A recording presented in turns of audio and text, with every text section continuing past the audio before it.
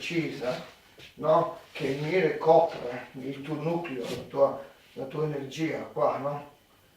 È un po' come dicevo, fai finta che tu c'è una piccola scatola e dentro c'è una bomba e sai, prendi quei caschi militari, no? Una piccola bomba, sai perché sta per esplodere, allora tu ti butti e metti tutta la tua energia e questo sopra la bomba, no? E questo è il nucleo di energia, da lì puoi proteggerti, però devi dire, lo senti? La mia bomba è qua, tu c'è il tuo casco, no? E lo stai coprendo, non può esplodere, non può uscire. Allora tu non permetti e non far uscire i pugni. Però se dovessi esplodere, boom, entra.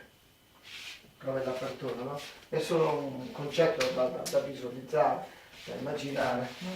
No, è roba. Ti aiuta un po' questo? Però non appoggiarti mai sulle mie braccia.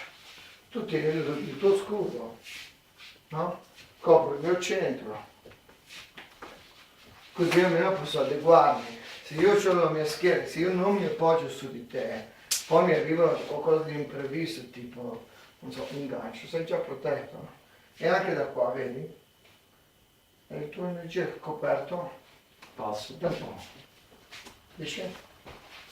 No.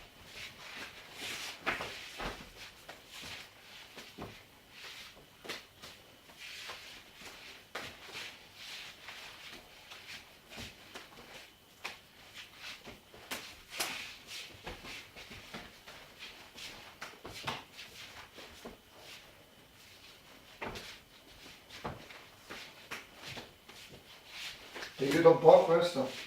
Poi, un'altra cosa, devi smettere di cercare di manipolare o controllare